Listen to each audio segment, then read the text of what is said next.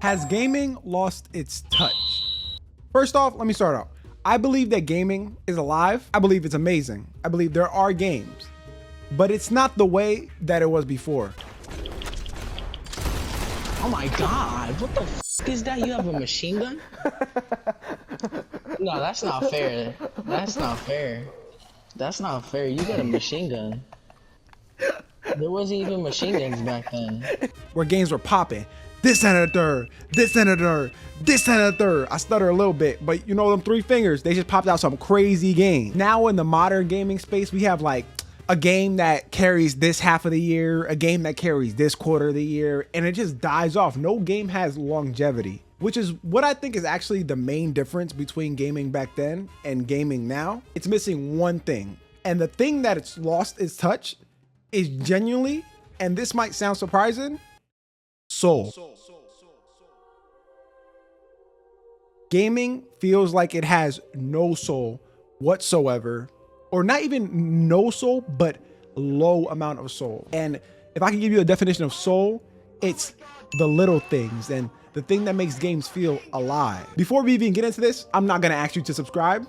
If you like the content and you like the channel, spit just flew out my videos. If you like the channel, you know what to do. But I wanna say one thing. Single player games cannot die. I was having a conversation with my brother, my older brother. Obviously, you know, they be old head a little bit. He like 26. He talking about Cyberpunk. I'm like, yo, it's a fire game. You gotta try it. He's talking about that shit dead. How the fuck can a single player game die? That doesn't make sense. It's a single player game. You play it and it's over. There's no online service. It doesn't work like that. Single player games cannot die. I often do find single player games having more soul than multiplayer games because they can immerse you into a world. Yes, that is true. But multiplayer games can't do that. Shout out to Poland Spring. If y'all want to sponsor me, let me know. For example, the old Far Cry games, they are gems. Far Cry 4 I love personally because of that pink. I forgot his name, something, but it's fire game. Ubisoft games used to be popping, like Tom Clancy, Ghost Recon Wildlands, even Breakpoint. Hey, I played that all day, every day with my cousin. That was that work.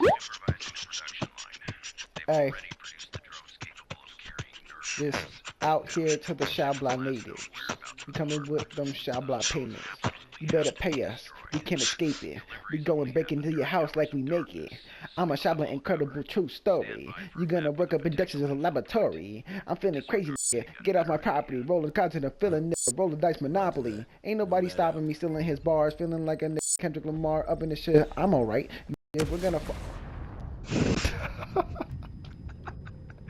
wasn't ready for that, was you? I feel that gaming has gotten to a point where it's so focused on trying to be the next big level and be the next big thing where it just misses soul. You miss the simple stuff, the water bouncing off the bullet that was done 20 years ago. Stuff like that, they just skip over. God forbid GTA 6 ain't like that. Characters, main characters, they skip out on. Remember playing Assassin's Creed Brotherhood? And you cared about Ezio? Now imagine playing Far Cry 6 and you caring about Danny. They, them, him, her, Danny.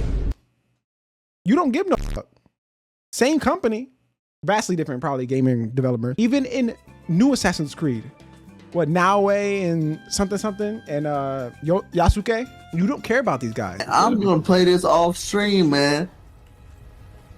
We're gonna finish this mission up off stream. And you, especially in Ubisoft games and big corporate games, you don't care about side characters. In Expedition 33, amazing game, by the way. I was playing all of these characters, this single player game, and everything just felt alive. The gameplay in the world of Expedition 33 is so exciting and involving. You just feel like, holy, I gotta explore this, I gotta explore that. And it's a turn-based game.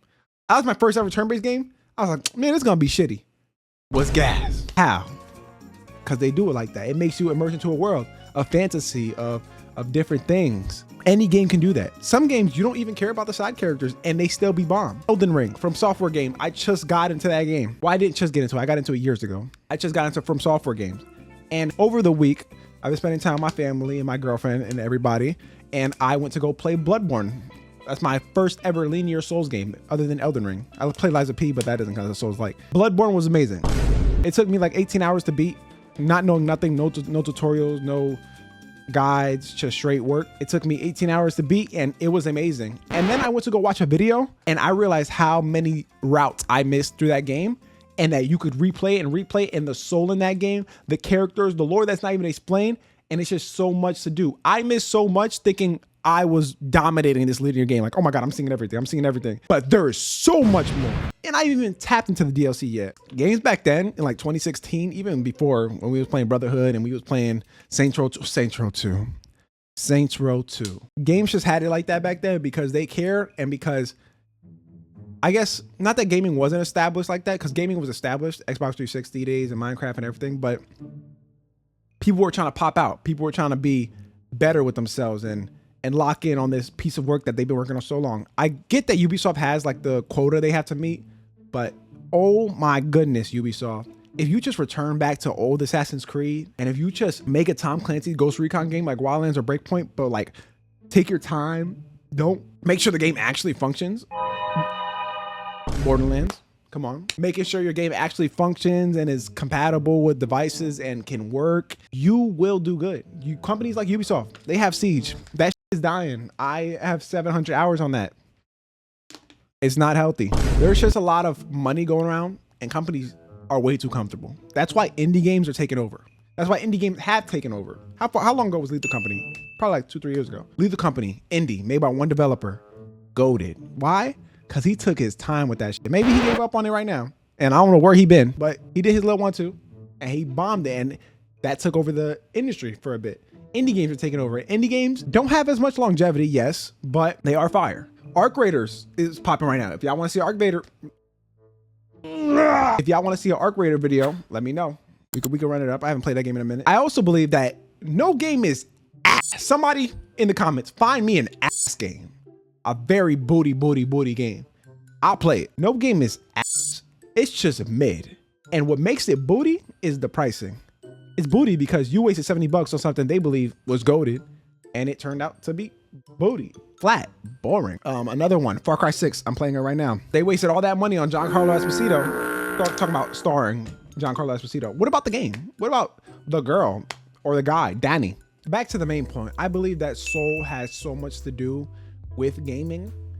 I think it is the main thing that makes a good game compared to a trash game. I get there's different people, and I get they have different minds, and they have a quota to reach, but it just doesn't make a good outcome when you rush shit. Honestly, that flops.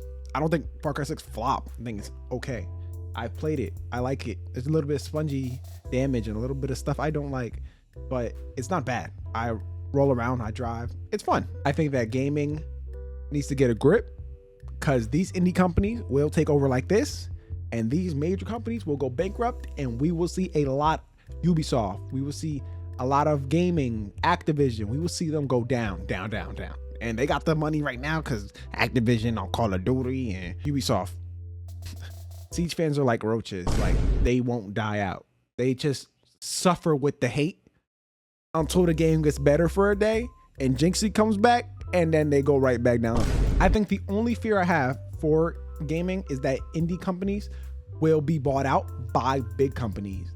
And then, yes, that gives more budget, but that also gives quota. And quota is what you don't want to have in gaming, because then you can't take your time. Like GTA 6, they work on their time. They delay us, and it's getting a little bit crazy, you know, but they delay us because they want perfection. That's honestly the truth. They delay us because they want that to be good, and they waste a lot of money.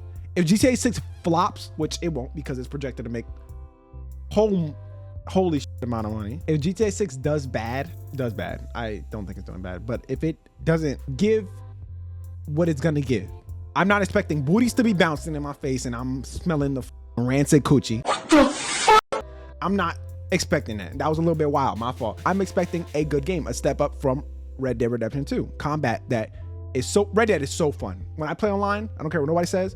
When I lasso, bleep that out. When I lasso people, it is the funniest shit ever. I'll even show you a clip from me playing with my cousin way back when.